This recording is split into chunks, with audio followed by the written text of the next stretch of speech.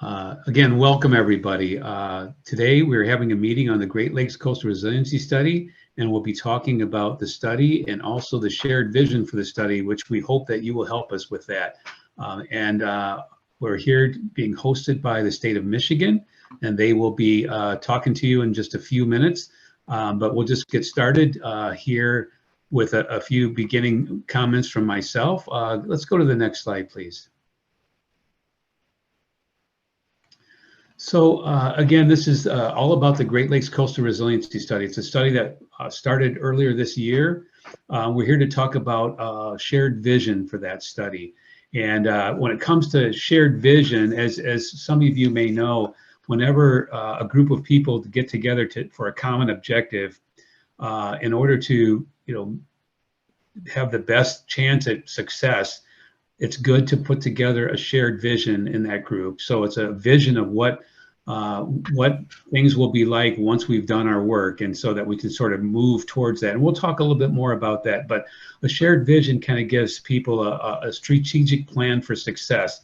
And as challenges are presented throughout the study and throughout an objective, the shared vision kind of gives a compass and a guide for making sure we're on the right track. And again, we'll talk more about that, and we really appreciate you helping us with that. I wanted to mention that this meeting is being recorded, and so a copy of this recording will be available at the study website. And the study website will show you that several times throughout the meeting here, but it is at www.lrd.usac.army.mil/GLCRS, Great Lakes Coastal Resiliency Study. And again, that website has the ability for people to subscribe so that you'll be brought up to date and informed as the study moves forward.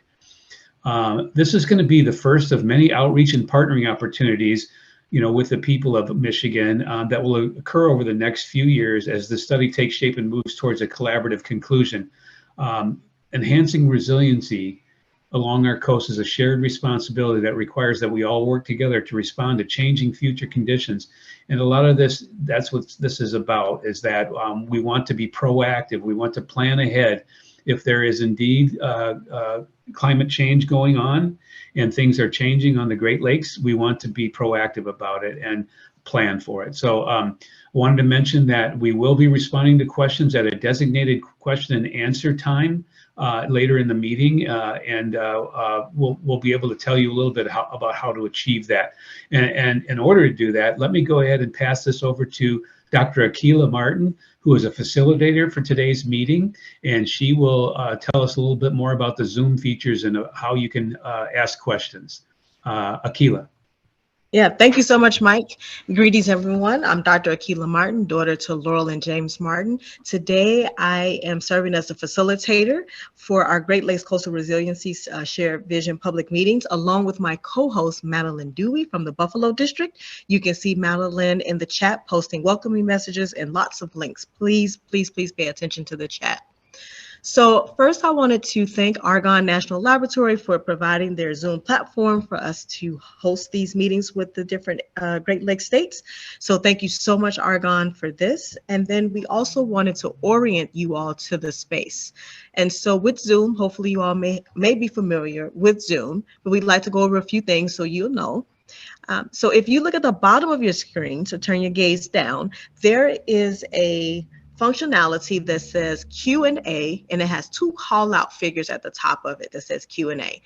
We encourage you, we invite you, we welcome any and all questions in that particular space.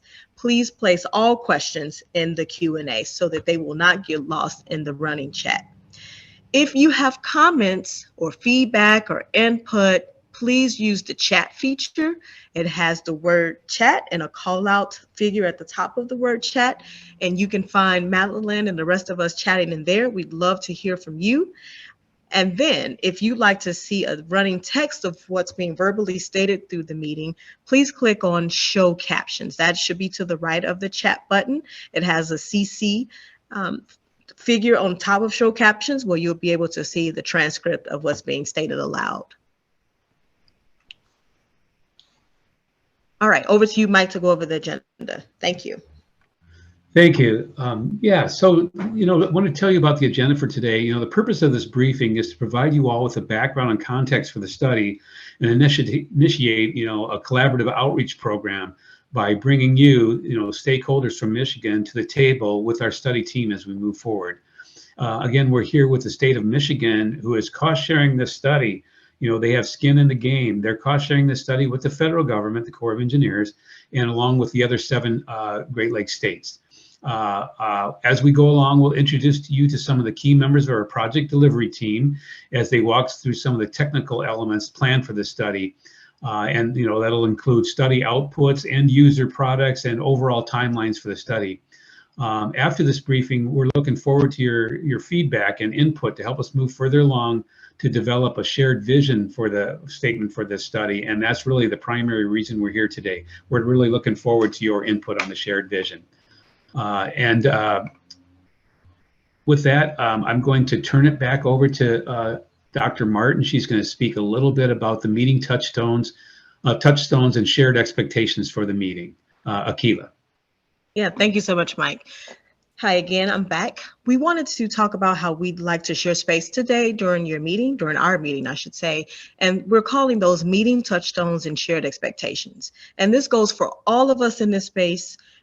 We would love for you to be 100% present, prepared, extending, and presuming welcome.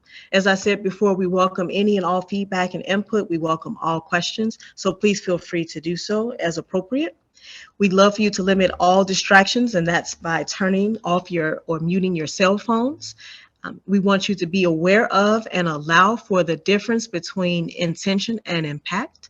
Please listen deeply and always by invitation. As I said, we welcome your questions. We welcome your input. This is why we're having these meetings. So please feel free to come to any of the meetings that we're having, and please always give us feedback. We'd love for you to identify any assumptions, and while you're doing that, please suspend any judgment. And if you are able to come off mute and speak, please limit your airtime to 1.5 minutes so that we have an opportunity for everyone to speak and get their questions and answers. Please at all times speak your truth. And when things get difficult, turn to wonder, knowing that you are making a significant contribution. We want to emphasize to expect non-closure. We may not be able to answer all questions. We may not be at that part of the study, but know that the team is working diligently to get to those answers throughout the duration of this study. And then finally, keep the meeting moving forward and focused on the meeting purpose. Thank you so much for these shared expectations. And then finally, I wanted to emphasize yet again about the question and answers in the comments. So if you turn your gaze down one more time at the bottom of your screen in the Zoom platform, you will see the Q&A button. Please click that if you have a question. Please do not put questions in the chat because we may miss them, and we want to make sure that we're able to acknowledge your question and answer it if appropriate. And if you have any comments, feedback, input, things of that nature, you can place those in the chat. Thank you so much, everyone, and have a great meeting. We look forward to engaging with you. And over to you, Mike.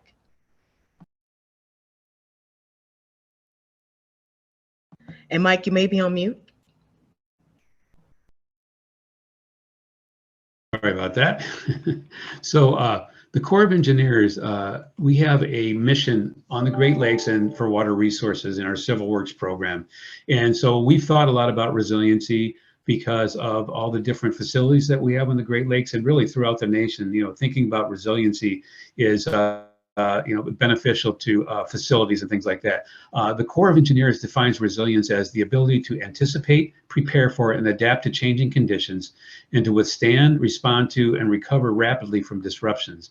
And so you can kind of see resilient principles here is kind of a cycle that keeps going on and hopefully continually improving.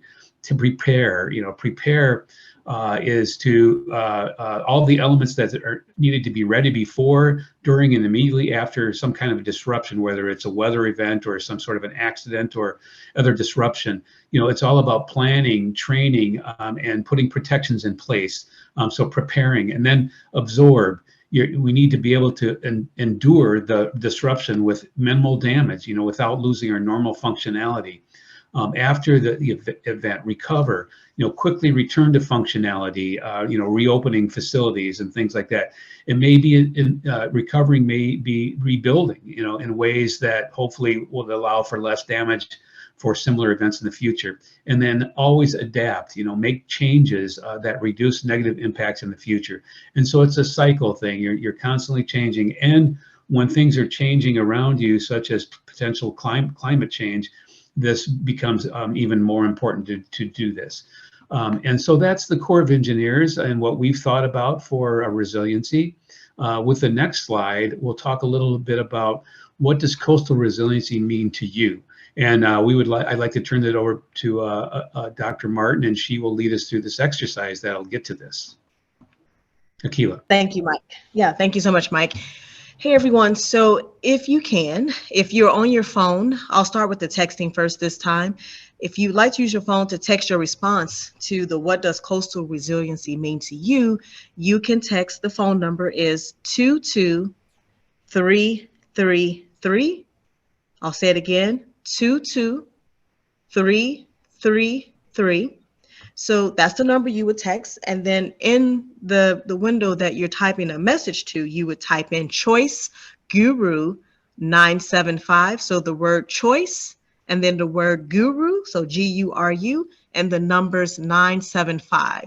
If you are in the web platform, you can use your phone's camera to scan the QR code that we have on the screen here to access the site, or you can use the web link that Madeline has graciously placed in the chat, and I'll also say it out loud for those who may be on the phone.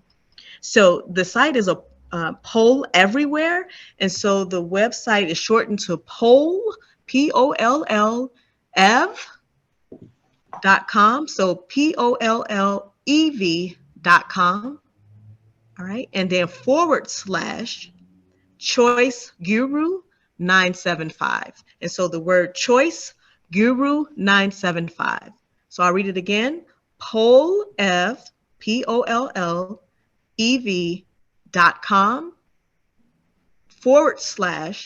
/ Choice Guru 975. So 3 ways. You can text, you can use the link, or you can use the QR code to access that site. I will now share my screen because we set it up so that it would appear as a word cloud. And if you have never seen a word cloud before, the purpose of that is to kind of show everyone's responses. And then as words are used frequently, those words become larger in the word cloud. And so if you've had a chance, if you're able to see my screen, you should be able to see some words in the quote unquote word cloud. You can place a word, statement, sentences, phrases, whatever you like. You can submit multiple responses. I'll keep this activated throughout the duration of this meeting. And as you can see, the screen is changing based off the input. So please, please, please, everyone, we'd love to hear what does coastal resiliency mean to you. We're very interested in that and hearing your responses.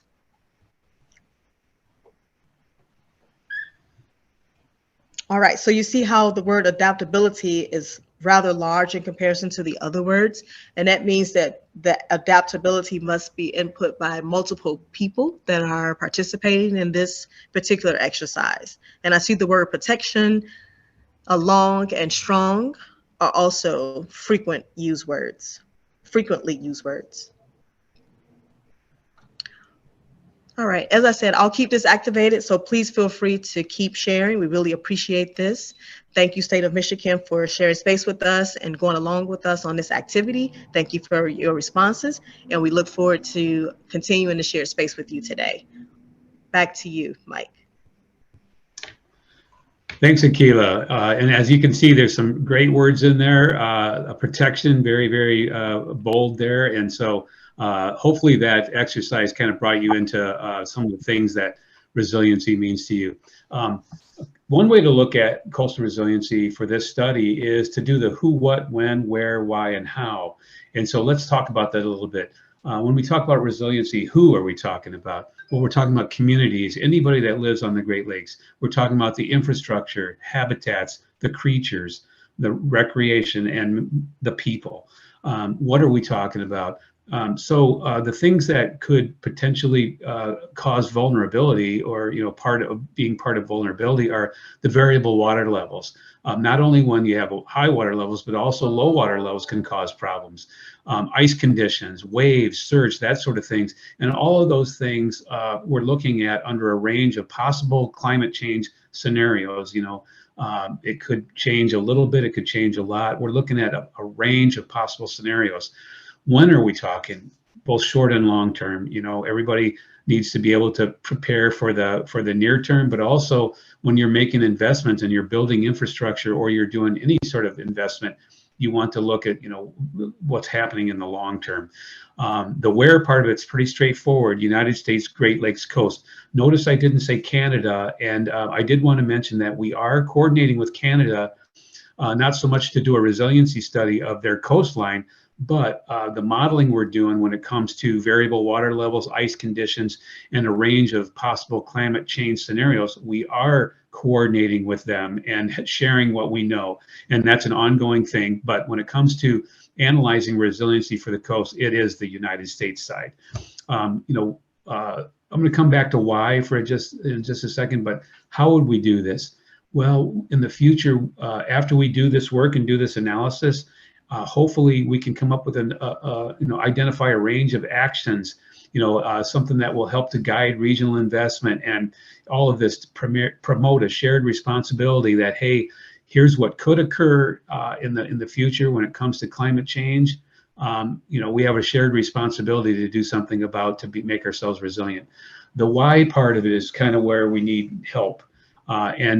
Because we're trying to protect the economic, environmental, and social value of the Great Lakes coast, we need to know what does that mean? What are all those things? What are all the resources? What are the economic resources, the environmental resources? What are the social resources that we value on the Great Lakes coast? And so hopefully we can get feedback from you all, and as we go through the study on that, so that we can include that. And we especially want to include the why part of it in the shared vision.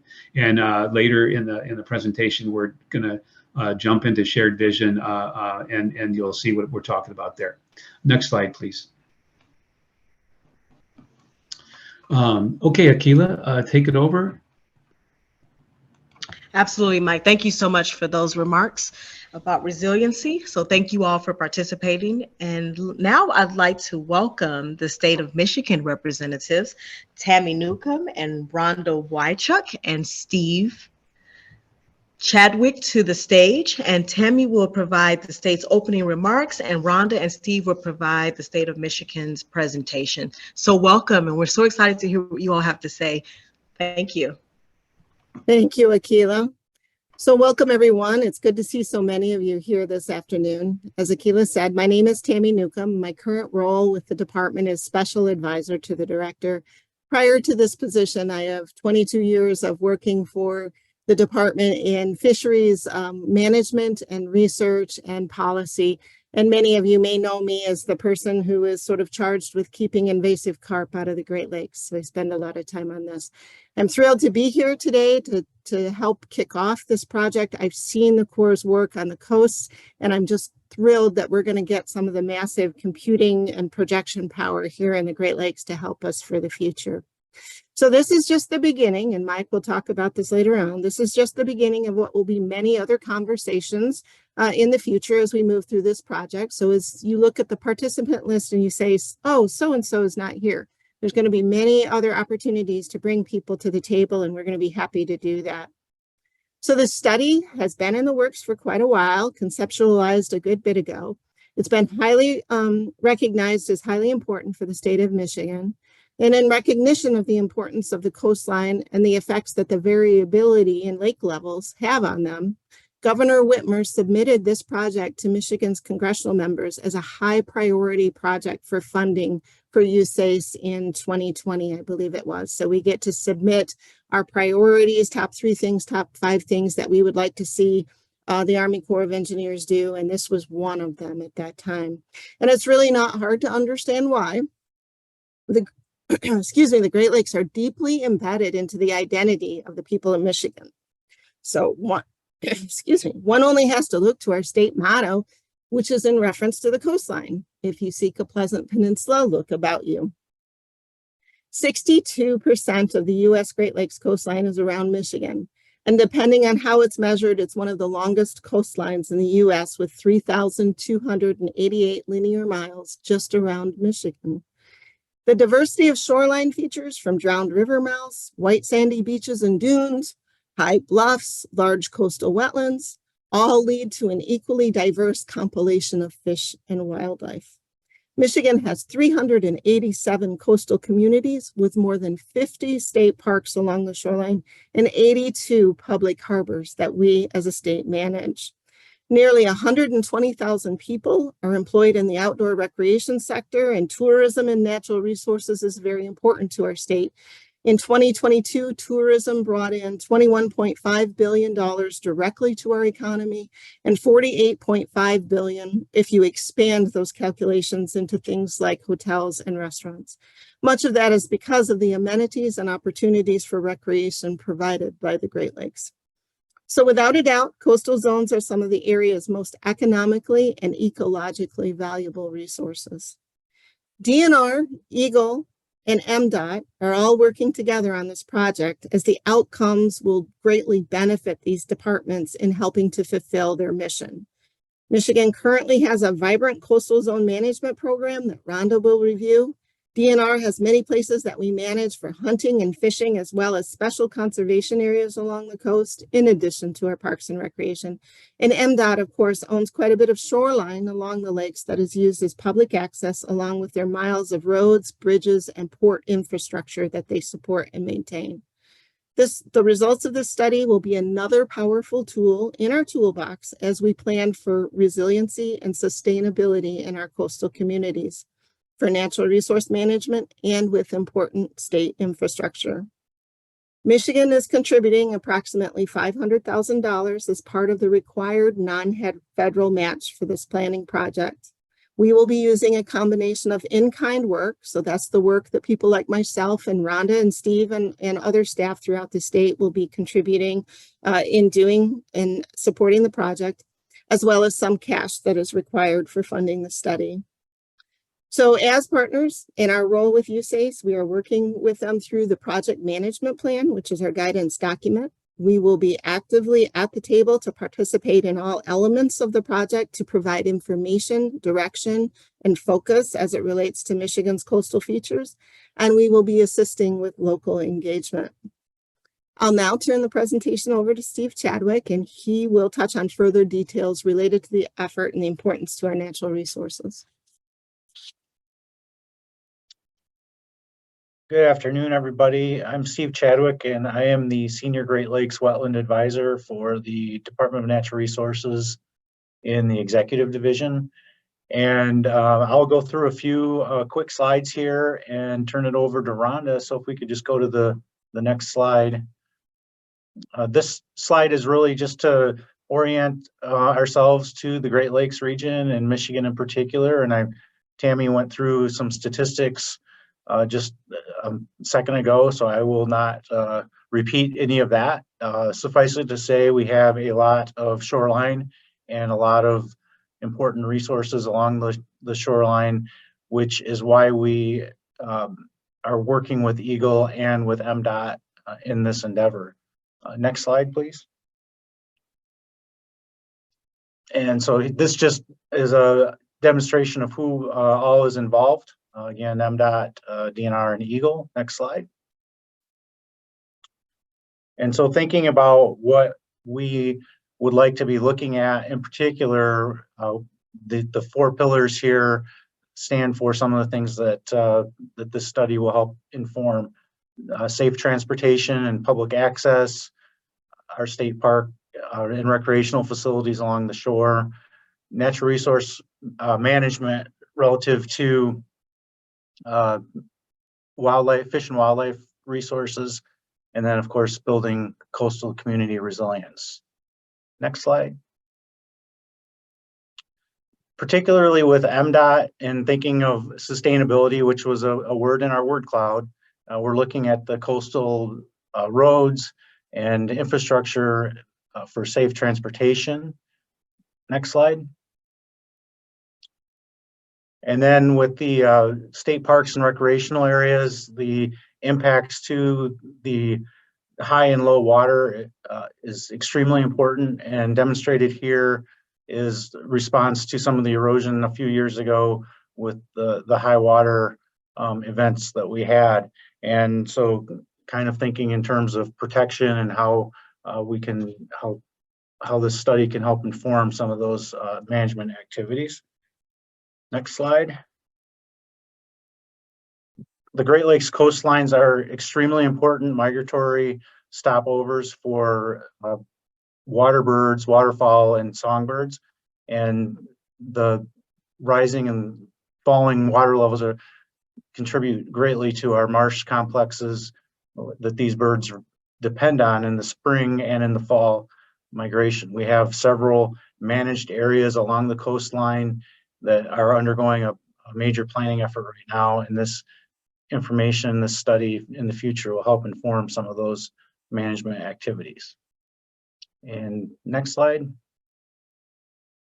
And then thinking of our estuaries and fish nursery areas along the coastlines and being able to adapt to the different water levels will be extremely important and will help inform decisions and programs in the future.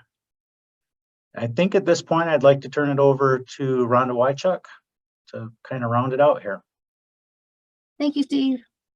And thank you. I am Rhonda Wychuk. I am the Michigan Coastal Management Program Manager, and would like to start with a couple of slides about the coastal program and what we're doing here in Eagle to promote coastal resiliency and how we're engaging with our coastal communities. To start, Michigan was one of the early adopters. We were authorized back in 1978 when the coastal program was approved by NOAA, our federal partner, and we're a part of a national network of 34 coastal states, territories, and islands. We are a state partnership with the federal government in the sense that for every dollar that the NOAA provides to the state provides $1 back. So it is true partnership, and that carries down to our local communities. When we pass through grants, they're also required to have a $1 match to every dollar that's federally executed out to the state. So it's a very unique program and very diverse as well. And coastal communities are our key partners in this adventure. So next slide, please. We'll start with our mission.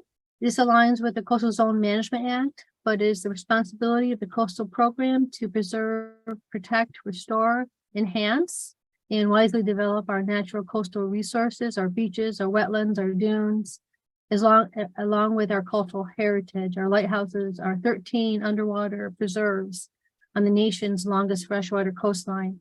And if anyone's heard me speak before, it's been my mission since I joined the coastal program back in 2011 to remind our federal partners in NOAA that there's a freshwater coast as well as a salty coast. Next slide, please. Okay, so we also have a definition of coastal resilience. NOAA has a federal definition, and this aligns very nicely with what Mike presented earlier with the Corps' definition. Very similarly, it's sustainability, which again came out in our word cloud, of the use of available resources to respond, withstand, and recover from adverse situations.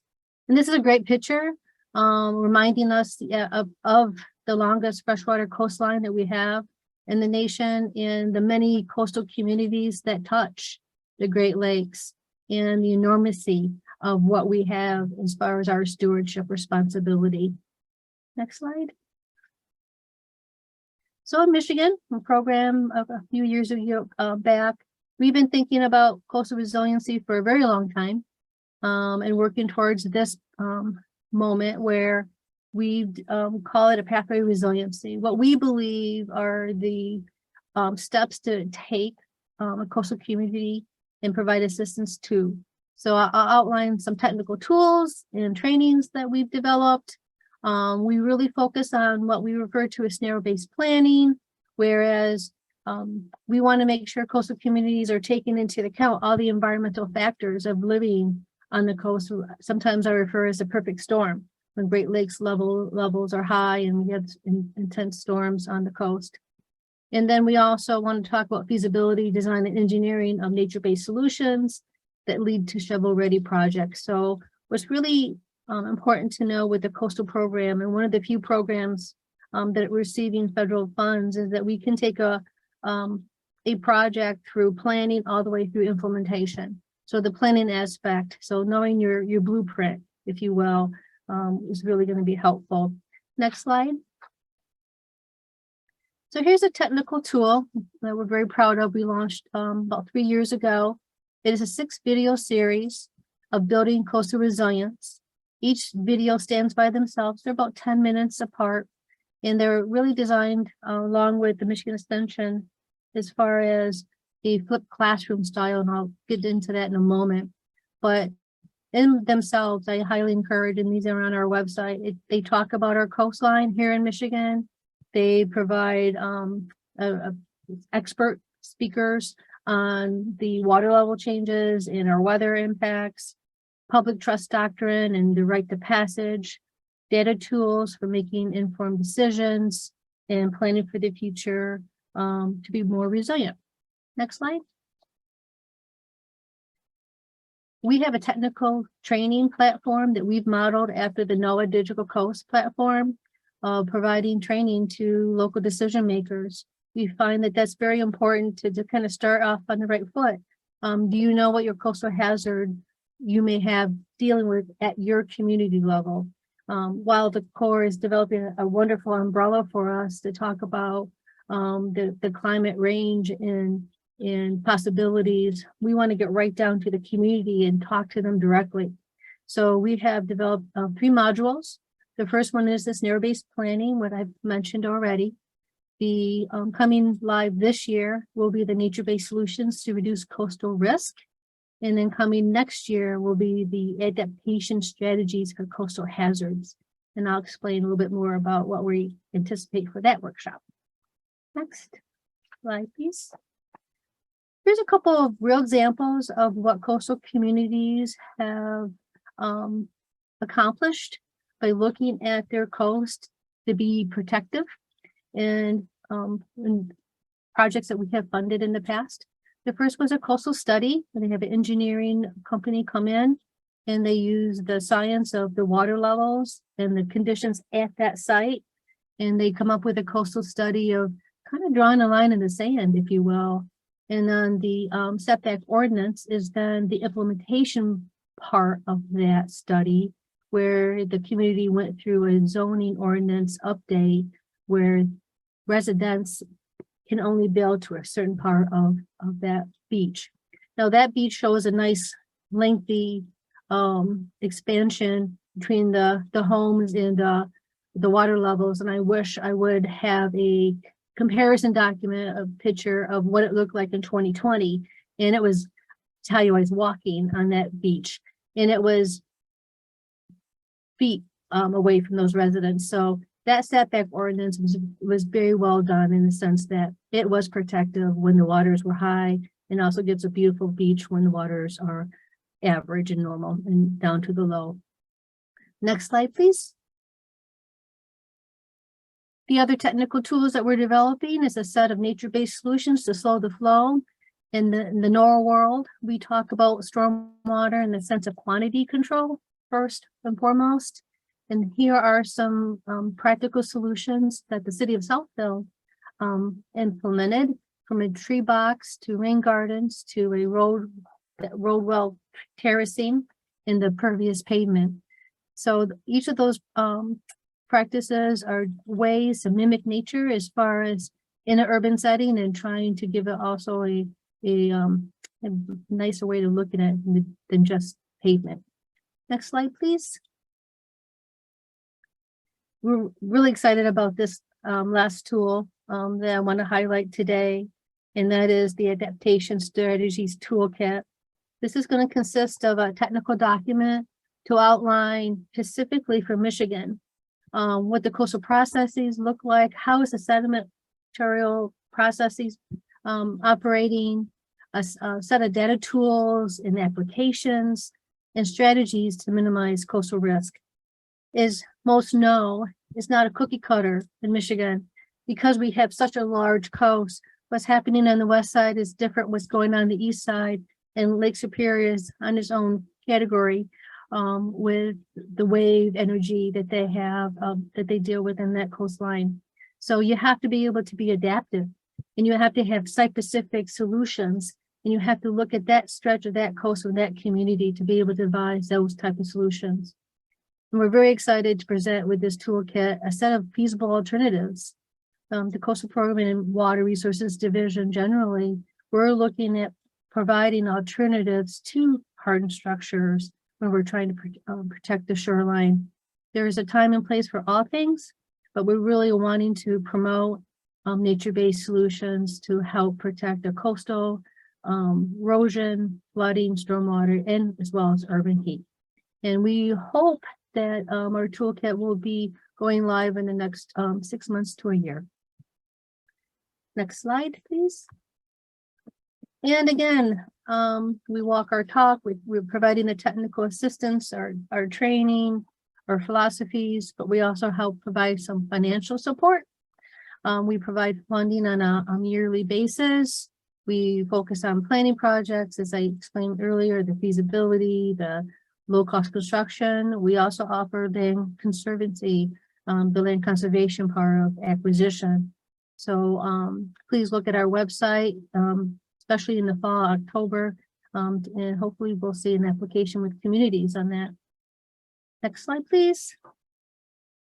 And here I'll turn it back over to Tammy to finish us off. Thank you, Steve. Thank you, Rhonda. So Rhonda just went through an already relatively deep set of, or deep toolbox of things that we have available for the public and communities to use now. Great Lakes Coastal Resiliency Study, we do see this as very much value adding because of the modeling types of approaches that they can provide us. And some of those will be dynamic in nature. So we're looking to, some of the highlights are provide that risk-informed decision framework from this modeling effort in this project, help develop better policies for right-sizing infrastructure, whether it's our state park campgrounds or roads that go alongside the lakes, helping with state and local policies into the future as we look at these climate changes and effects on our landscape. Along with that is making those wise and sustainable developments along those coastal zone areas. And then lastly, assisting communities, being able to have the knowledge on how to help assist communities adapt and rebound from those weather events, and then influencing or providing input into those mitigation plans at the local and state levels. So that's what we have for you now. I'll turn this over back to Mike. Thank you. Yeah. All right. Thanks, Tammy. Appreciate it. Yeah. So yeah, we'd like to now take a little bit of time to tell you a little bit more about the study. And so I'd like to continue on with the Great Lakes Coastal Resiliency Study. Next slide, please. Yeah, I wanted to bring to the stage Adam Fox, who is serving as the section chief for the plan formulation section at the Detroit District of the Army Corps of Engineers for opening remarks. So please welcome.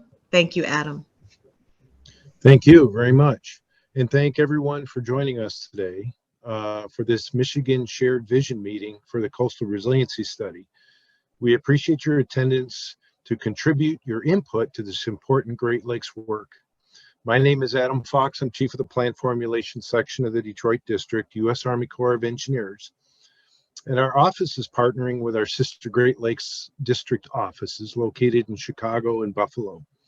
As such, all three district offices for the Corps of Engineers are working as a team on the Corps side to make this a useful and pertinent study for all of our Great Lakes tribes, stakeholders, partners, and the millions of residents who call our region home. The Detroit District Office's large area of responsibility covers Lakes Michigan, Huron, Superior, and St. Clair, in which we maintain and manage nearly 100 harbors, channels, breakwaters, and other assets, including the world-famous Soo Locks. We also restore and protect ecosystems throughout the Great Lakes to improve fish and wildlife habitat that has been damaged through development and industrial impacts.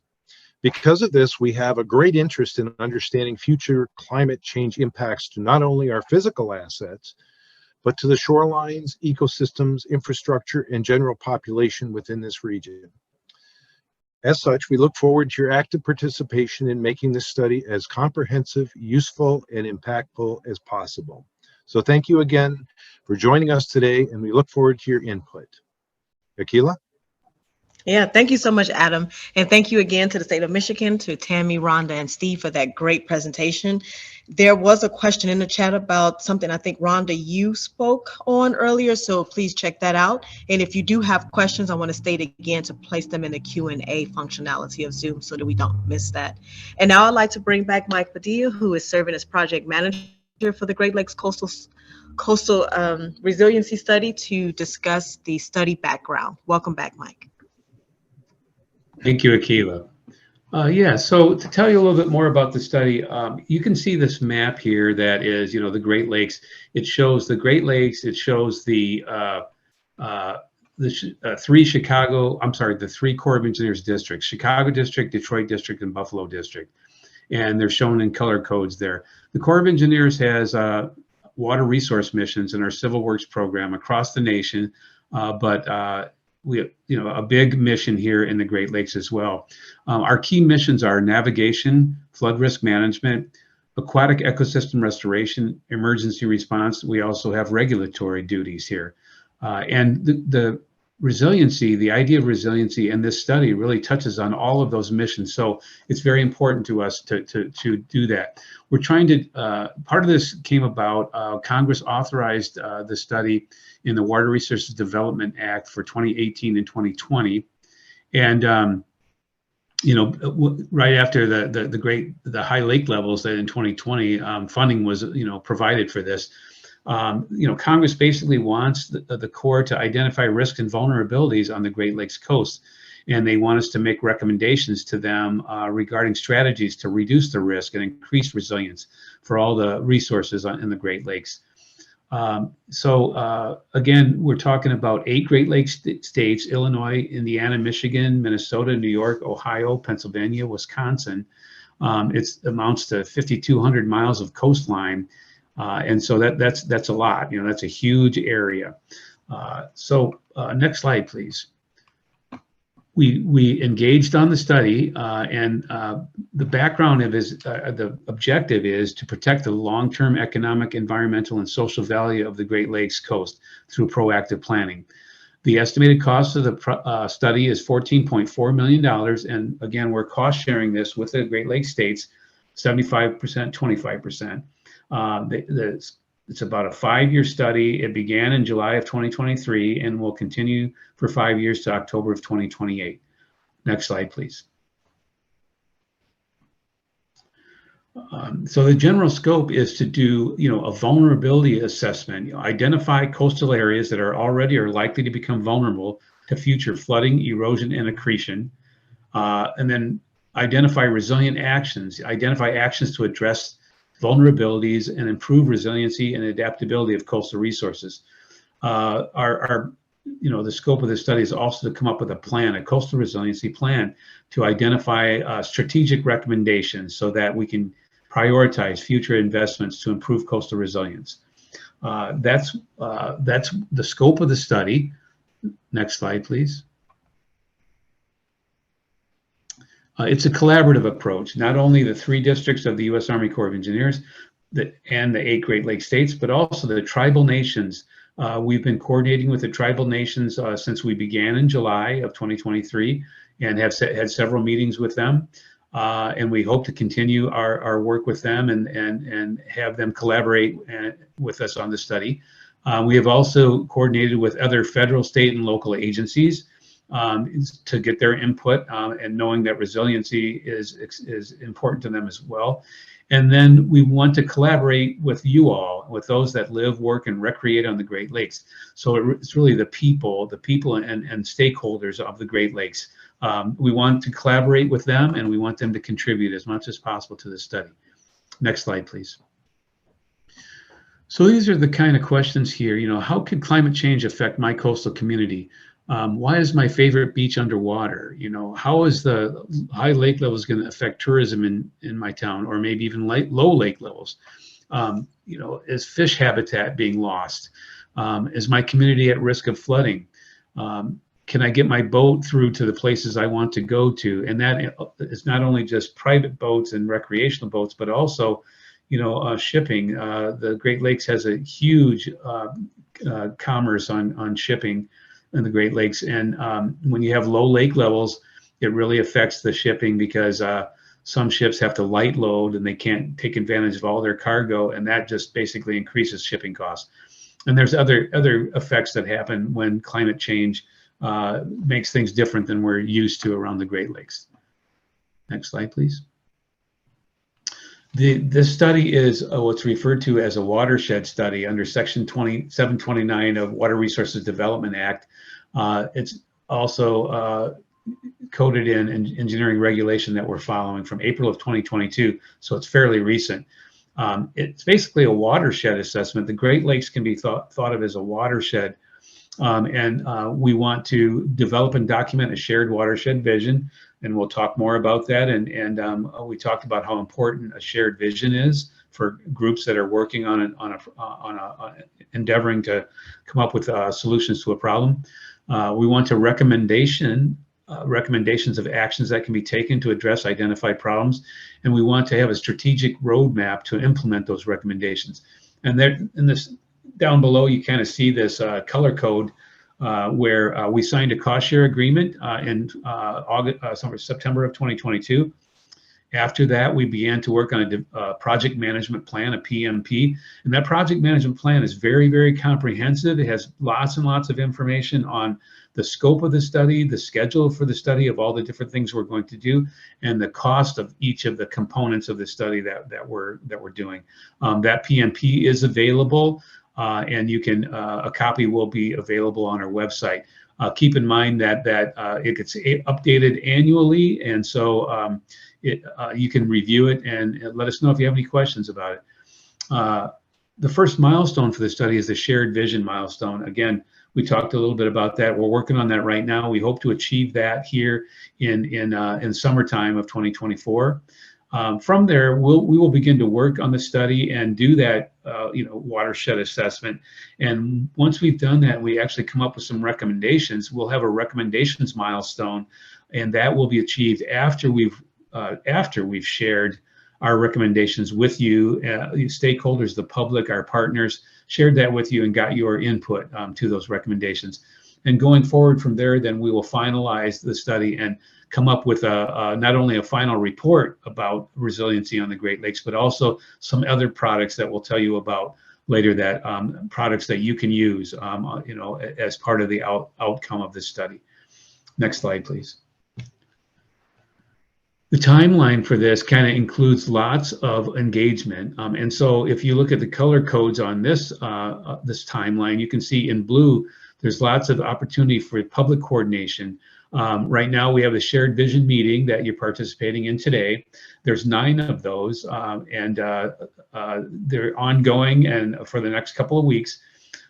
There's also going to be a study progress briefing in Q4 of 2024. We will have a meeting with the public to go over the results of our basin-wide analysis. Again, doing that watershed assessment, analyzing what are the resources that are out there and what resilient things can we do for them. And that analysis we will do, the vulnerabilities. What are those resources? What are vulnerabilities to those resources? And once we've done that analysis, we'll share that with you. We're going to have 5 meetings on the basin-wide analysis. We will also then, after that, have more study progress briefings where we just, kind of meet with the public and engage with you and tell you what we've been up to in quite some specifics, and let you ask questions and things like that. We'll have 2 of those in 2026. And then in the first quarter of 27, we will have a draft recommendations, a public meeting where we will also include an 8-week public review period. And so you'll be able to look at our draft recommendations and tell us what you think. And then going on into 27 more and 28 more progress briefings. to keep you up to date of what's going on. And then we will complete the project in October of 2028. If you look at the bottom of the slide there, you'll see that the QAR code, you can, again, click on that. We've mentioned it several times. That's the best way to receive updates. Email blasts will be done regarding our progress, and then we'll also announce future public engagements so that you can be available for those and participate. So I urge you to subscribe, and then all of these events that have to do with the study throughout this timeline, you'll be notified and can attend. Next slide, please. With that, we're going to talk a little bit about the shared vision statement, and I'm going to turn it back over to Akila. Akila. All right, thank you so much, Mike. Thank you so much for that great background of the study. Just want to call your attention one more time. So if you have questions, please paste them in the Q&A functionality of Zoom. Thank you so much. We're looking forward to answering those very shortly. I'd like to welcome Kara Patello, our esteemed planner at the Chicago District of Army Corps of Engineers, to discuss the shared vision statement development. Welcome, Kara. Thank you so much. All right, so now we're going to get into that shared vision statement, which is kind of the main topic of our meeting that we're having here today. And so like Mike mentioned earlier in the meeting, our goal of building resiliency throughout the Great Lakes is really a collective effort that requires a lot of commitment and a lot of dedication from everyone involved and everyone who cares about the Great Lakes to make this happen. And this shared vision statement is going to be our guiding principle that keeps us really on task and aligned as we move through the different tasks that have been scoped in this study over the next 5 years. And we want this shared vision statement to really resonate with our team, but we also want to make sure it's a vision for the Great Lakes that resonates with everyone who lives, works, recreates, and cares about the Great Lakes as well. And so that's why we're having this meeting here today, to get some feedback on the statements that we're kind of drafting, to make sure that what we're proposing resonates with you as well. And so we're really excited to have you here and really looking forward to getting some feedback. So I'm going to provide some background on how we got here, so how we got to the 3 draft statements that I'll share in just a minute. But we actually started this process of the shared visioning kind of back in the summer and the fall of this past year, where we had some workshops with the whole resiliency study team. And so that consists of the U.S. Army Corps of Engineer teammates, as well as our 8 Great Lakes state partners. And we had some workshops where we started to brainstorm what makes the Great Lakes important to us, but also what makes the Great Lakes important to those that live, work, and recreate along the coast of the Great Lakes. And then we extended that conversation to tribal nations as well during the BIA, the Bureau of Indian Affairs, Midwest Regions Partners in Action Conference in the fall. And we got some similar feedback, so we asked the same question to the tribal nations to start to understand what makes the Great Lakes important to them. And as you can see here on this slide, we have lots of great feedback. So things like fresh water, clean water, fishing, beaches are really important, tourism, wetlands, ecosystems. It's an identity, it's a way of life. There's really a lot of cultural significance around the Great Lakes as well. And so it's just really clear to us that the Great Lakes are irreplaceable. They're really a part of the identity for many people, as well as many communities throughout the region. And so we took all this feedback from our team, from our tribal nations, and we started to synthesize it and think about it, and we saw these 4 major themes becoming really apparent. And those are what is listed at the top of each of these columns in the blue boxes. So we have resources, we have recreational opportunities, natural environment, and the intrinsic and cultural value of the Great Lakes. And so our study team took all this feedback. We started to think about those key themes, as well as what makes a strong vision statement. And so we really want the statement to be memorable. It's going to be guiding us, like I said, over the next 5 years. And so we started to think about what makes a slogan really catchy. So the kind of things that we're trying to strive for is we want it to be simple, we want it to be memorable, and we want it to be really clear, a really clear interpretation. So I'm going to share a couple of the working draft statements that our team put together. So really want to emphasize these are not final. We're just sharing what we came up with based on that feedback. And today we're seeking additional feedback on the statements that we're providing. So if there's something that you really like about one over the other, something that you think could be improved, we would love to hear that feedback. And then our team So again, the Army Corps as well as our state partners are going to take this feedback from the whole series of shared visioning meetings that we're having over the next week and a half, and we're going to take this feedback, we're going to think about it, and we're going to use this feedback to help revise that final shared vision statement that we'll be developing to help keep us on track and to guide us throughout the course of the study. And so these are the statements that our team came up with, and I'll just read them aloud. So our vision for the Great Lakes coast is to, 1, improve and protect their ecosystems, recreational opportunities, cultural significance, communities, and economies to be resilient for present and future generations. So that's our statement number 1. Option number 2 is that our vision for the Great Lakes coast is to support, strengthen, and protect their natural resources, recreational opportunities, communities, economies, and quality of life for current and future generations. And then our third draft statement is our vision for the Great Lakes coast is to ensure a resilient and sustainable future for vibrant coastal communities, abundant natural and cultural resources, and thriving economic assets. And so our question that we have for you today is, do these statements capture your vision for a resilient Great Lakes coast? And if they don't, we really would love to hear why. We want this vision to be a collective vision, so we're really looking forward to thoughts that you have to share. If you would please put them in the chat. So if you have any thoughts, again, if there's something, they're all pretty similar because like I said, we use those common themes to try and come up with some options. But if there's something about one that you really like and you think is really important to include in our final shared vision statement, please put that in the chat. And then if there's anything you think we're overlooking or something important that we should consider when making our revisions, please put that in the chat. And if you have feedback that you want to share but you don't want to put it in the chat with your name, feel free at any time to send that feedback directly to either Akila or Madeline, and they will share it with the group anonymously. So they'll read it aloud anonymously.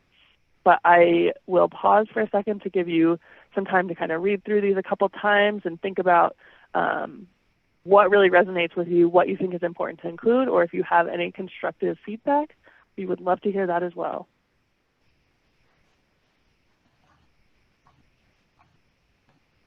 So I have a message sent directly to me that says, adding the word enhance will strengthen the message.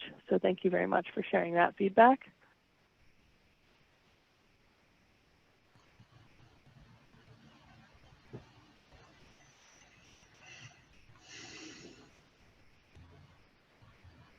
All right, I see in the chat, including cultural significance, like that's included. So thanks for that feedback. I have another direct message. The current vision statements don't explicitly address equity. Have you discussed that? So thank you for your comment.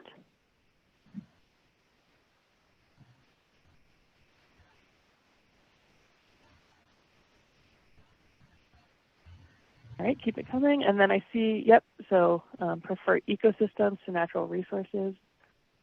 Thanks for sharing. And we'll have an activity shortly where we'll be ranking our preference of the 3. So right now, if there's something about it that you really like, one for a specific reason, and you want to share that, we welcome that.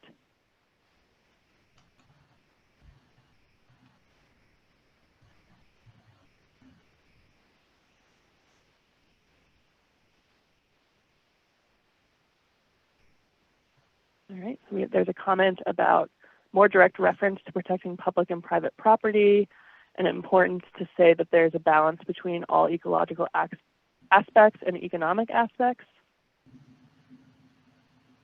Thank you very much for your comment.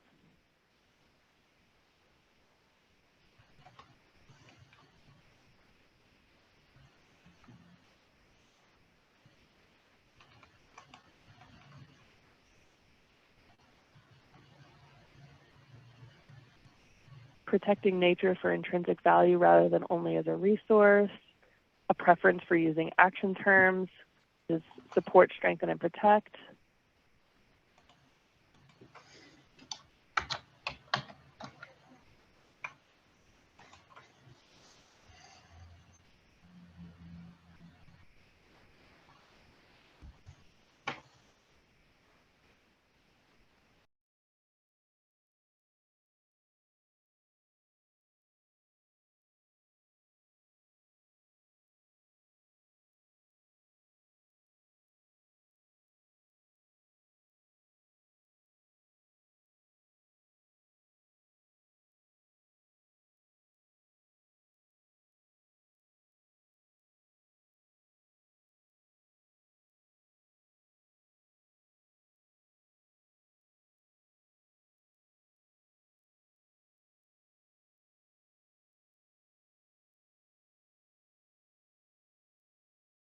All right, so another comment, ensure that the words don't have unintended consequences. Improve, strengthen, make me think of revetments that have been determined not to be good.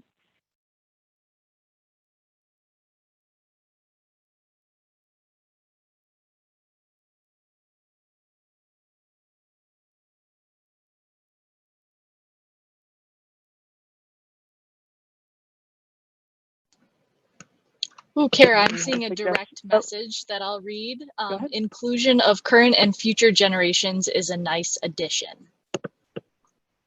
Thanks for that. Yep, thank you. And then we have a suggestion to combine a couple of them. So the suggestion reads, improve and protect coastal ecosystems, ensure a resilient and sustainable future for vibrant coastal communities, and support resilient economies with equitable benefits for present and future generations. All really great feedback, so thanks for sharing your thoughts with us. I'll give it a couple more minutes just in case anyone needs a few more minutes to think about it, and then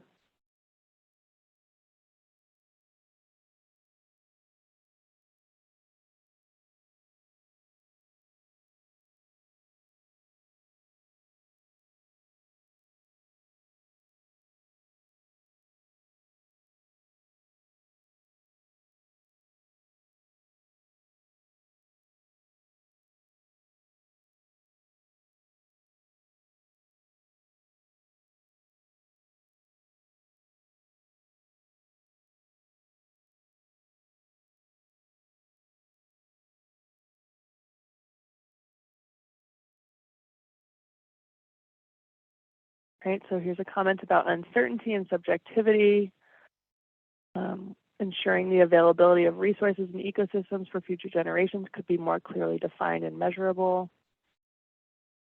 Thank you for that comment. Kara, there's one in the Q&A you may want to read. All right, so we have anonymous feedback to please avoid equity and other poorly defined terms, which tend to be divisive, even as the stated goal is inclusion.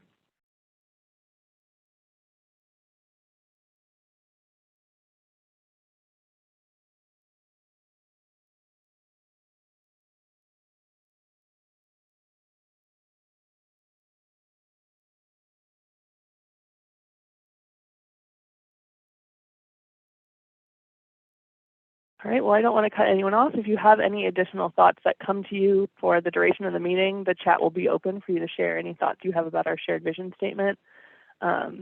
So please feel free to continue to put that in the message or in the chat as we go through. And again, if you have any feedback that you prefer to submit directly to us, you can send it straight to either myself, Akila, or Madeline, and we'll make note of it and share it with the rest of the team. But moving on to part 2 of our shared vision exercise. So we set up a website so that you could tell us which vision statement that you like the best. And so you can see here there's a link at the bottom of the page as well as a QR code in the corner if you want to scan it with your phone. But if you go to the website GLCRS, and that's for Great Lakes Coastal Resiliency Study, .ezs.anl.gov/shared vision, it'll take you to a website that has those 3 shared vision statements on it with a box next to each one. And that's where you can put, share with us your preference of those 3 statements. So tell us which one is your favorite by putting 1 for your top choice, 2 for your second choice, and then 3 for your third choice. And then in combination with all the feedback that we're getting during these discussions, this great discussion and the great feedback, we'll take this to help inform the revision of our final shared vision statement, which will be posted on the website when we're finished. And this website is only going to be live during the times that we're hosting these meetings, so it'll be up for the rest of the 2.5-hour time period that this meeting was scheduled for. But in between the meetings, the website will be closed. So if you have anyone that you think would like to participate in the shared visioning exercise, they can go to that website during the time that we're hosting the duration of the meetings, which I'll share on the next slide. So this is our schedule of the remaining meetings. We have 4 more public meetings that will take place early next week. So on Monday and Tuesday, we have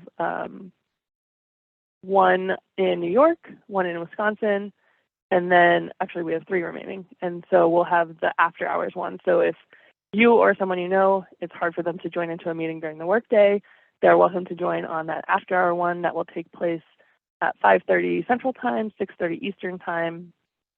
And if you have any additional thoughts that you kind of want to think about and come back and tell us any more thoughts about our shared vision, you're more than welcome and encouraged to come to any of these remaining meetings, as well as encouraging friends, neighbors, or colleagues that might want to be involved in our shared vision as well.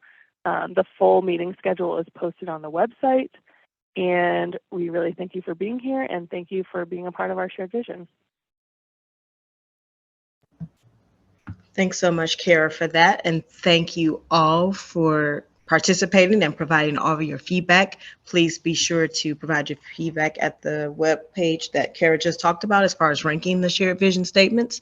We thank you so much for your time. And now I'd like to bring our fearless leader, lead planner for the Great Lakes Coastal Resiliency Study at the Chicago District, Jana Potoff. Welcome, Jana. Thanks, Dr. Martin. Thank you all for your time and participating today. So the Corps of Engineers has recently completed 2 large watershed studies. One of them is called the South Atlantic Coastal Study. And we are going to be sharing with you some visual aids from that study to help inform to give you a vision as to what our deliverables will look like for this study. And in this portion of the presentation, we're going to be creating a flow chart, how all of the different study tasks fit together and inform our study recommendations. When developing a resiliency plan due to potential climate change impacts, we need to first understand where our vulnerabilities are.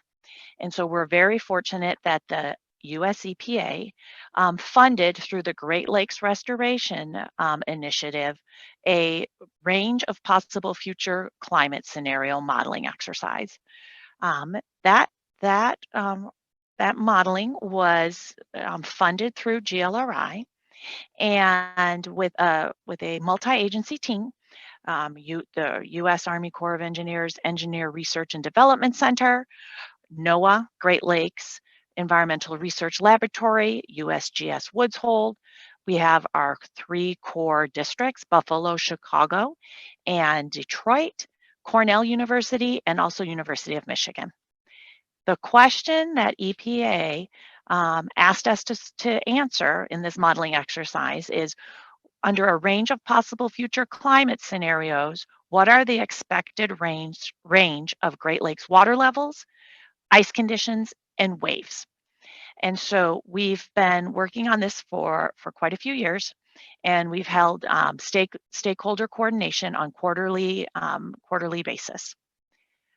So this modeling here, this modeling is going to be publicly available on a website that are going to be hosting it through this project here. This project is separate and apart from our watershed study.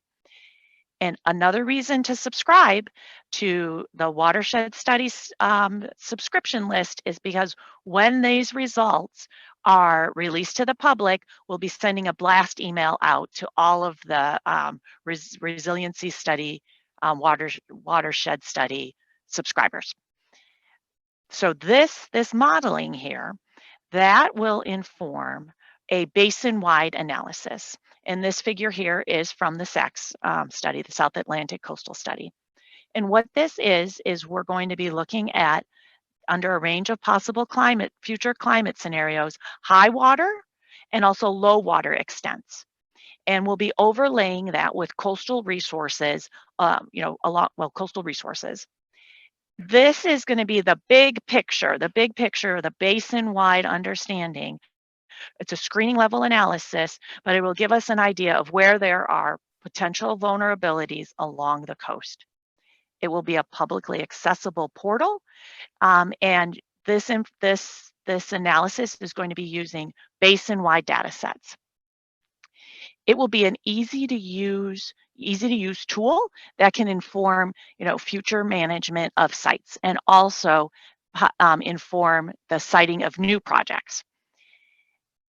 Once again, when this is available, we'll be broadcasting it out through our subscription service, blast emails to all of the subscribers. With this analysis and also our understanding of what has happened in the recent past as far as high water levels and low water levels, we will be using that to inform the selection of more site-specific analysis. Rhonda mentioned that, doing some site-specific analysis. So the basin-wide is our big picture analysis, and then our more site-specific are called our focused evaluations.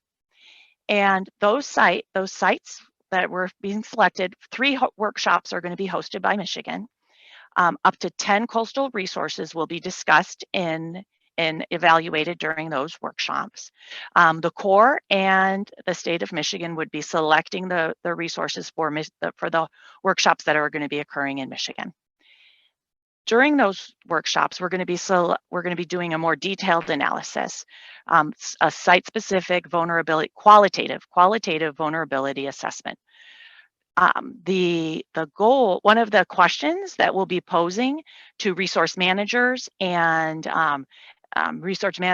owners of those resources would be, what keeps you up at night regarding high water and low water in the management of your facility. Through this workshop, we'll be identifying near-term and long-term actions to improve resiliency. And this will end up being part of our strategy. The strategic recommendations. So those will be informed by the workshops as well as the basin-wide analysis. And those recommendations are, next steps to identifying what needs to happen in the basin to basically for the resiliency of the coast, to address the vulnerabilities that are identified. And it's not just for the Corps.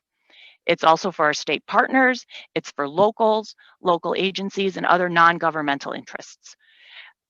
So a mixture of recommendations will be included. And here is an example of the recommendations that are included in the South Atlantic Coastal Study.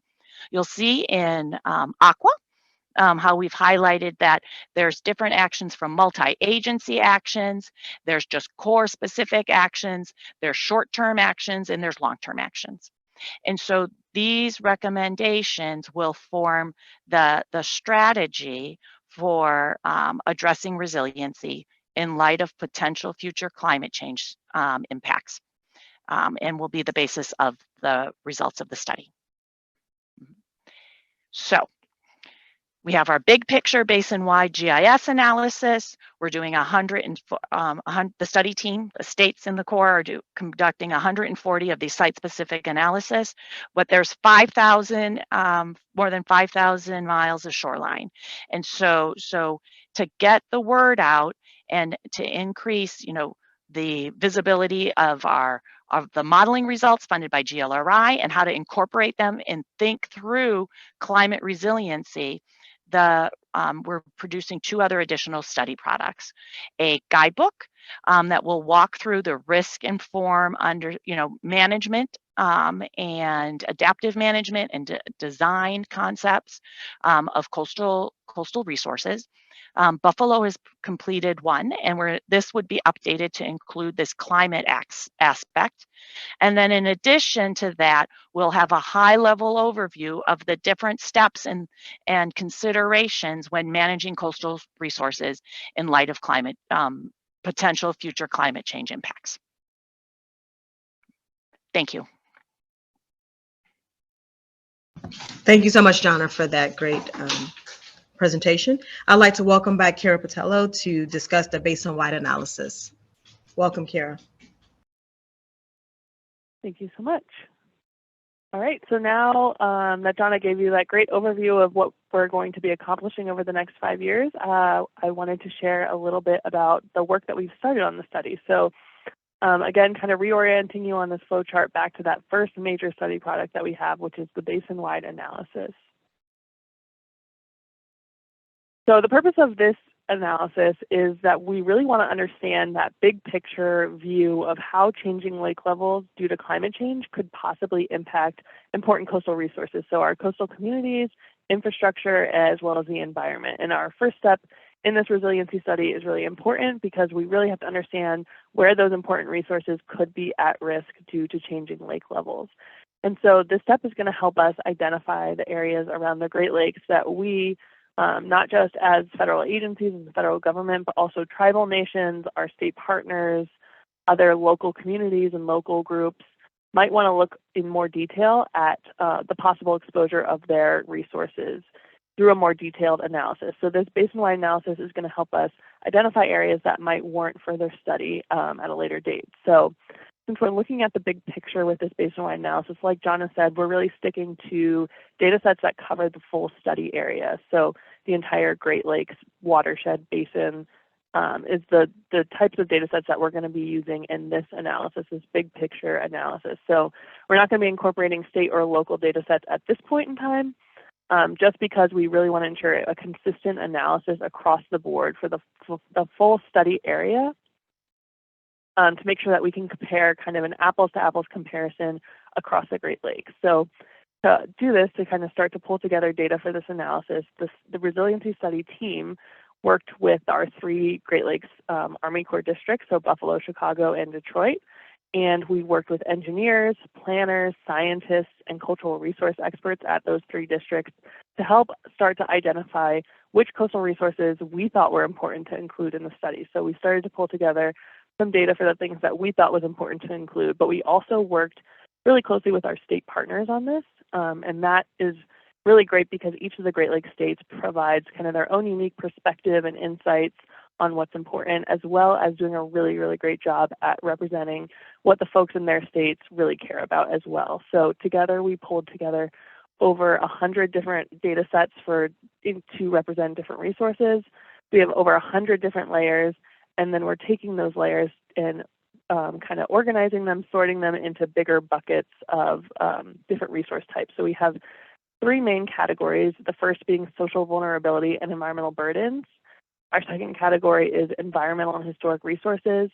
And then our third is population and infrastructure. So we're sorting the different resources into these categories, and those will develop our indexes. And then we also have a fourth, which is the combined coastal resources. So that's a combination of all of these in one index.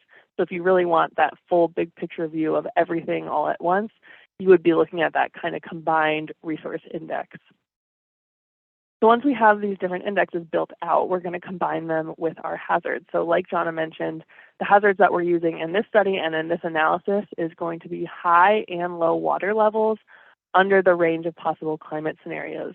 And so we'll take those high and low water extents and we'll be overlaying them with where our different resources are located to really help us understand where there are important resources that could potentially be at risk under these different scenarios that we're going to be looking at, these different climate change scenarios. And so now I'm just going to share a little bit about the specifics of those resources that we've started to identify to build out our different resource indexes. And so the first one that I'm going to talk about is the Social Vulnerability and Environmental Burdens Index. And so when we think about building resiliency along the coasts, it's important that we recognize there are individuals and there are communities that are exposed to environmental burdens, or they might be socially vulnerable, and these groups may experience disproportionate effects from these hazards that we're talking about. And so to incorporate that into our analysis, we're going to be using a data source that's called the Environmental Justice Index, or the EJI, and this data source was developed by the Centers for Disease Control and Prevention, the CDC. And so this data source includes 36 different indicators that they have used to identify areas that are considered highly burdened. And so they have many different sources of data and data types, and they all are kind of combined together to identify those areas that, based on their metrics, are considered highly burdened. And so they have a category for environmental burdens, and so that's things like air pollution, water pollution, and there's different metrics of those. They also have a category for social vulnerability, so metrics that kind of consider things like racial and ethnic minority status, socioeconomic status, housing characteristics. And then their third category in the EJI is health vulnerability. So that is data about different pre-existing conditions and how that might impact people's ability to be resilient. So in addition to that environmental justice index, we're also going to be including the U.S. Census Bureau tribal census tracts, and this is to respect tribal sovereignty and self-government and to fulfill federal trust and treaty responsibilities to tribal nations. So in our analysis, the land within the boundaries of federally recognized tribes will be designated as being socially vulnerable. And again, to do that, we'll be using the U.S. Census Bureau's tribal census tracts. Right, and so another important category of resources that we consider and incorporate into this analysis is, of course, our environmental and historic resources. And so the data sources that we're going to be using in this part of the analysis is we have several different data sources for protected and managed areas. And so these are things like national and state parks and lake shores, the National Register of Historic Places. We'll have marine protected areas, critical habitat for threatened and endangered species. So we have all of these great data sources incorporated into our study. And then we'll also have data that represents different habitat types. So important coastal habitat like wetlands, forests, beaches and dunes, rocky shoreline, that will all be incorporated as well. And then our third category is the tribal resources. So we have, like Mike has mentioned earlier, we've been coordinating with tribal nations on the incorporation of different data sets that they might have for their important resources. And so we've met with them several times over the past couple of months to kind of share what we've been working on and then to ask them if they have any additional data that they think is important that we incorporate and they would like to share with us. And so we've been working with them to try and do the best job that we can on representing these important resources as well in our analysis. But we also want to acknowledge and recognize that this type of analysis that we're doing, it's a GIS analysis, so there's some limitations to that because there are many, many different types of resources, and there might be some tribal resources that there is no existing GIS data for. And so that's just a limitation to doing this type of analysis, and we want to acknowledge that. But we have been closely coordinating with them on what we're planning to do and trying to incorporate anything that they would like to share with us and include in the study. And so our third category of resource types is the population and infrastructure resource index. And so for this index, we'll be using critical infrastructure, so things like dams, power plants, water treatment facilities, those types of things. And we're using the Department of Homeland Security critical infrastructure sectors to kind of guide us on that one. And then for community resources, we're also incorporating those as well. So important things like schools, parks, coastal community economic assets, those will be included in our community resources. And then again, working with the tribes to see if they have any additional data they'd like to share with us and making sure that what we have is accurate for their resources. And then lastly, we'll be factoring in population as well.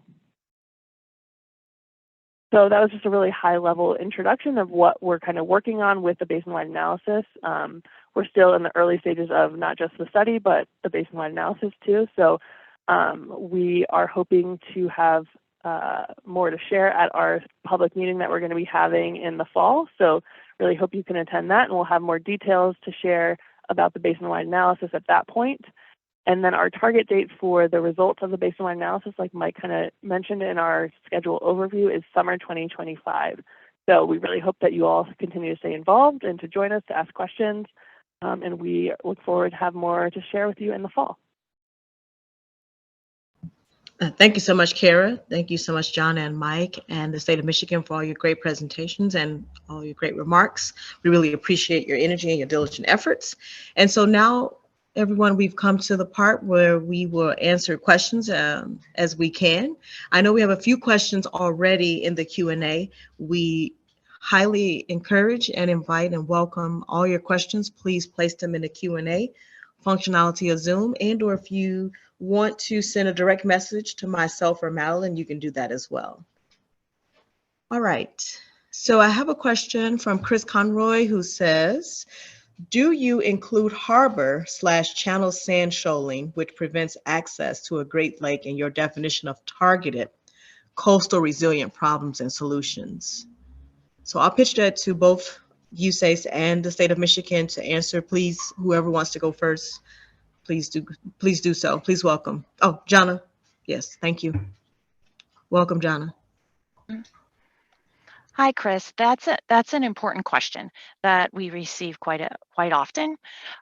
Is shoaling and erosion.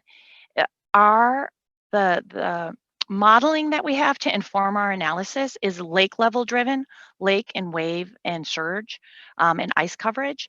So, but we don't have site specific analysis regarding the movement of sediment. The modeling that's being completed could inform a site-specific analysis of changes in shoaling and erosion, but this study's scope doesn't include it.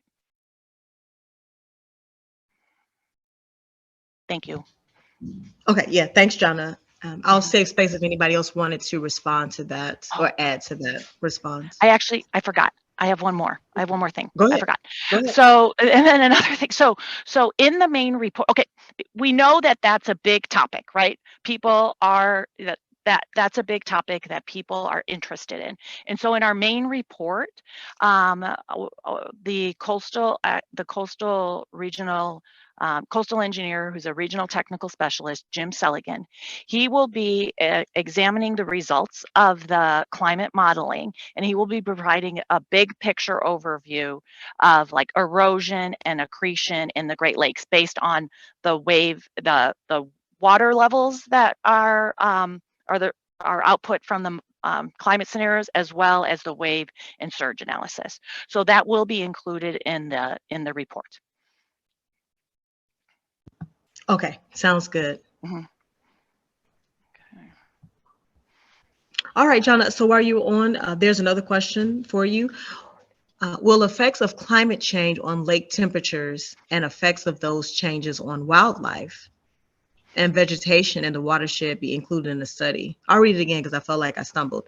Will effects of climate change on lake temperatures and effects of those changes on wildlife and vegetation in the watershed be included in the study?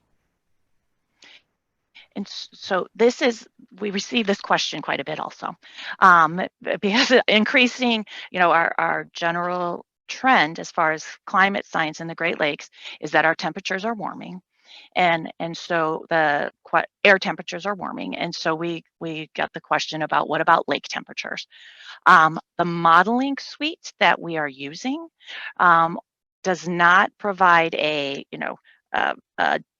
from the top of the water column to the bottom of the water column, understanding of temperature changes based on changing air temperatures. We will have monthly mean temperature outputs from one portion of the modeling. However, that's not a part of that informs the ice coverage, that informs the water levels, but that's not a component, of the study as far as our GIS modeling, in our vulnerabilities assessments.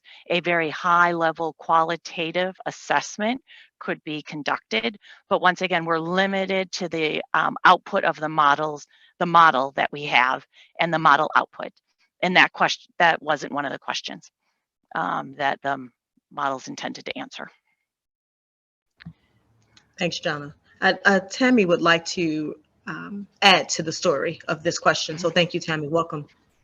Yeah, thank you, Jonna, for that clarification. But Rodney, I have to say, I like the way you think. As a habitat scientist myself, that's one of those questions that's first and foremost in my mind.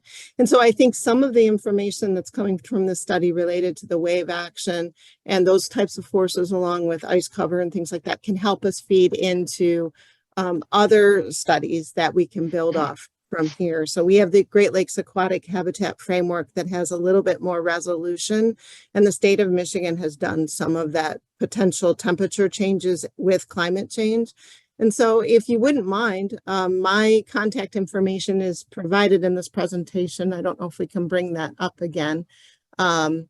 It's also on the website for the Great Lakes Coastal Resiliency Study. But Rodney, if you wouldn't mind popping me an email about more specifically about what you're thinking, I'd really like to put that in our notebook of things to consider as we move forward, because I think there will be funding opportunities to take a look at those specific types of habitat issues. Thank you, Akilah. Hey, no worries. Thank you so much, Tammy. Thank you so much, Donna, for answering that. I have a few more questions, and so I will state those as best as I can. And this one is from Paul. So they gave a bit of context about risk-informed approach. And so they wanted to know, will the study consider the likelihood of various water level cases together with potential harms and make recommendations accordingly? Suggesting that communities always plan for the worst case scenarios to address unlikely cases may not give the best outcomes. Paul, I'm not sure if you want to, if I read that correctly, or if you say and/or state of Michigan, if that was clear for you to answer, please go ahead if that was. If not, Paul, please repeat your question. If you can add it back to the Q&A. All right, Jonna, go ahead. Welcome. Okay, thanks, Paul. Okay. Oh, I lost it. 1 second. I'm trying to get it back at the top because that one is a full. Okay. So the range of possible future climate scenarios, we will be looking at a range of higher ones as well. Because, okay, first off, we're looking at different climate scenarios, different ranges of temperature increase, different changes, different ranges of precipitation changes. And so those changes will result in different highs and different lows. And so part of our analysis will include in that certain climate scenario, what's the likelihood that a particular water level will be reached. So you will have an understanding of those less likely to occur scenarios, and then the ones that are more likely to occur. Okay, that's fair. Thank you, Jonna. Paul, if you like more clarity, you can go ahead. You know what to do. You can ask another question as a follow-up. And Paul had another question about the water levels. And the question is a diversity of opinions being solicited in developing the high and low water level cases and their likelihood? Okay, so the modeling, there's different climate scenarios, like a 2-degree scenario, average increase 2-degree scenario, and a 5% change in rainfall intensity. And so there's different types of scenarios that are being investigated, and those are based on peer-reviewed published research and the CMIP-6 climate composition of global circulation models.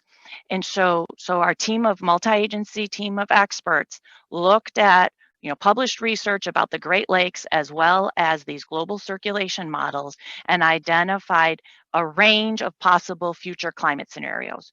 We don't know which ones are going to occur and the time scale at which they're going to occur, but the whole goal of the modeling effort that EPA tasked us to look at is to basically stress test the Great Lakes under different possible future climate scenarios.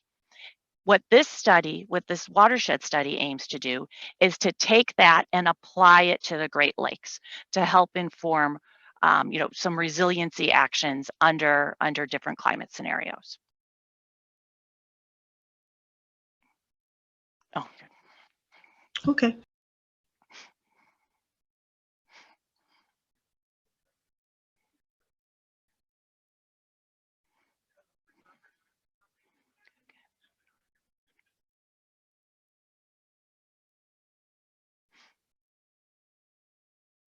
Okay, I just said a whole bunch. I was on mute.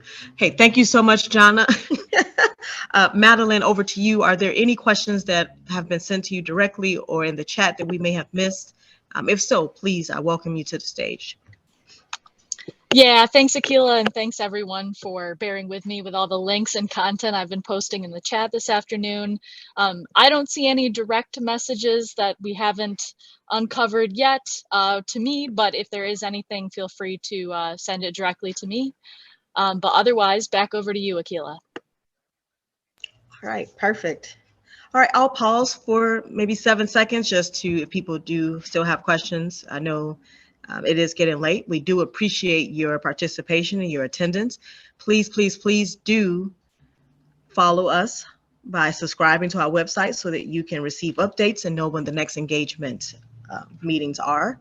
Please know that you can attend any of the rest of the meetings that we're having around the shared vision statement that are happening next week, Monday and Tuesday, as was shown on the map previously, as well as at our website. All right, I feel like I just got some more questions. Thank you. Okay, and so let me read it. And so it says, sand starvation due to man-made structures like harbors and high erosion areas would benefit from sand nourishment. It is the most environmentally sound way to improve shoreline resiliency. We are losing sand to the lake. Why are we not considering sand nourishment? All right, it sounds like, Johnny, you would like to respond to that, so I welcome you back to the stage. Sure. So our study, part of our risk-informed decision framework, it will include like the steps you should consider when you're looking at a problem regarding climate, but then it will also include a whole list of different potential solutions. And so sand nourishment would be one of those, would be included in that list of potential solutions. Okay, perfectly stated. Thank you so much, Jana. Tammy, go ahead, Jana. I think Tammy has something to add. Oh yeah, please, welcome, Tammy. Yeah, Mr. Watson, I just wanted to say also that when we can and when we do, we work, when the Army Corps of Engineers does the dredging in our river mouths, and we have the opportunity to use the sand for beach nourishment, we do that in most cases that we can, because that clearly it provides a natural resource benefit to our shorelines, and it also is one of the cheapest ways to have beneficial use of that sand. So if there's a particular area that you're worried about or concerned about, again, feel free to pop a note to me, and I'm happy to take that further. But I did want you to know that we do sand nourishment when we can with the Corps. Thank you, Tammy. Ron, I hope that answered your question. If not, you can feel free to please place another question in there for clarification. And then this may be for you, Tammy. I see a question about who do we reach out to regarding coastal protection options for lakefront homeowners? So I'm going to turn to Rhonda. This is solidly in her house. Yes, hi, thanks, Tammy. How do we reach out to regarding coastal protection options for lakefront homeowners? Right now, as I had mentioned in my presentation, we're developing the adaptations toolkit. It's not up and running yet on our webpage. It will be in the next 6 months to a year before we are having that document there. But anytime, what we do in our program is we work with coastal communities, and again, I can't emphasize the importance of working with your coastal community to develop a master plan that identifies those vulnerable areas, that can come up with that site-specific roadmap of the type of things that might be practical to protect the shoreline in your community. What happens in Lake Michigan is different than what's happening on the Lake Huron with coastal flooding and stormwater and whatnot. So that's what we typically do with our master plan updates, is we look at those communities, we devise a solution that fits best for that community. Thank you, Rhonda. Appreciate that response. I see I have 2 more questions, and it's from Doug. So it seems that we lack data and good understanding of sediment movement in most of the lakes. Though some modeling and development of sediment budgets is underway, right, in quote, in parentheses, will this analysis incorporate those modeled budgets? And then what about where those budgets are lacking?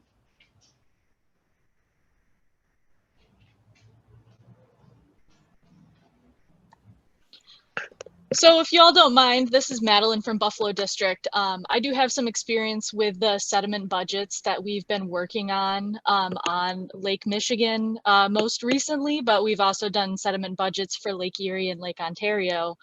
So right now the sediment budget work is is mostly available. The data that we have, the analysis that has been completed is available, and I can find a link to that and post it.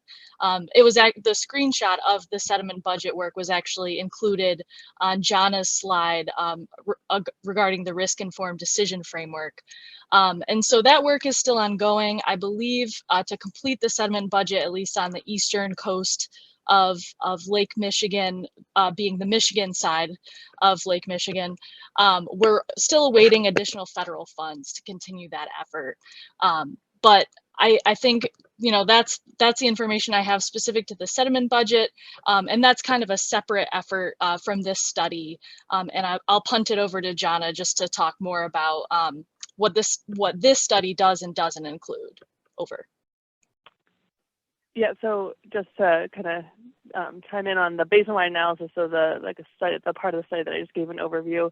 Like I said, for this study and this analysis, the hazards that we're really focusing on are high and low water levels, changing high and low water levels under those climate change scenarios. So, you know, that's a really important consideration, but what we're looking at specifically now is those changing lake levels. And those sediment budgets and those other important questions can kind of build off of this first step that we're doing just to try and understand how the lake levels will change. And then we can look at some more of these more detailed questions following this. Mm-hmm.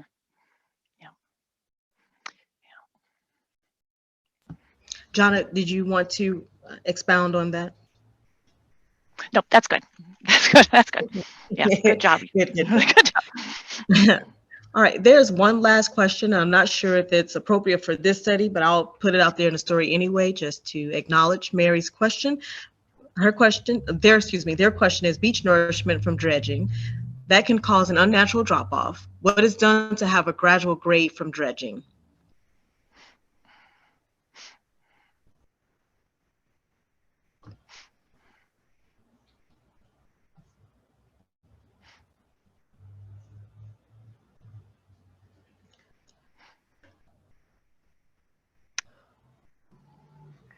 Mary, Okay, I think if you could put your email in the chat, because I'm not sure we have, at least on the core side, a expert that can respond to you. Absolutely. Yes, Mary, please, if you heard Jana, please put your email in the chat and we will try to get a response to that question as quickly as we can. All right. I don't see any more questions coming in, and so I appreciate everyone's questions and everyone's responses. Thank you to Army Corps. Thank you to the State of Michigan reps. We really appreciate sharing space with you. We thank you attendees for being here and participating and engaging and collaborating with us. And now I'd like to welcome John Paggio from the Chicago District of the Army Corps of Engineers to discuss the next steps of the study. Welcome, John. Thanks, Dr. Martin. So when the study was being scoped, we wanted to have a local community focus. It's why we reached out to the state's coastal management programs and DNRs to be not just sponsors, but partners in our study. And it's why we also invited you all today to share your feedback on our shared vision. To maintain this local community focus, we included 5 regular study update progress briefings for the public in our study scope. There are 5 throughout the next 5 years of the study. We are in the second quarter of calendar year 2024. This is the 6th of the 9 public shared vision meetings. 8 are hosted by the state partners, and 1 will be hosted by USAIS as an after-hours meeting. Next year, we will be presenting the basin-wide analysis results in 5 public meetings, 1 for every lake. And in late summer 2027, we'll have public meeting for the draft recommendations, followed by an 8-week public review period. These are a lot of public engagement opportunities to keep a track of over a long period of time.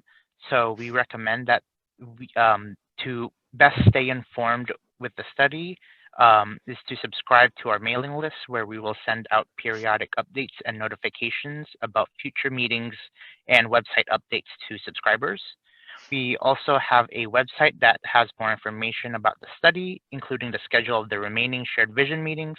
And once we finalize the shared vision statement, we will post it on the website and alert subscribers on the mailing list. We will also alert the subscribers when results of the modeling is publicly available, and we look forward to seeing you all again in our future public engagement meetings. Thank you so much, John. So now I'd like to provide an opportunity and space for the state of Michigan reps to have any final remarks, and to invite Mike Padilla, our project manager from Army Corps of Engineers, to make their final remarks. Welcome.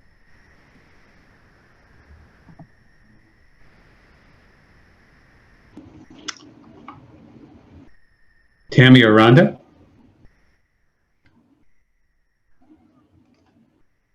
I'll go ahead. I just want to thank everyone for their time today and your attention. We're very excited about this study. We were one of the early adopters as well, being part of the study development and the project management, and it has a lot of great potential, not only for the state of Michigan, but our basin. Oftentimes, there's a lot of attention on the Saudi coast or the remedial action type actions. I hope this has a really great spin-off of not just great data and actions that we can move forward, and additional plans that we might want to develop, potentially some congressional attention for some potential funding. That's my wish, from the big picture of the type of study that of the basin of the freshwater coast. Thank you.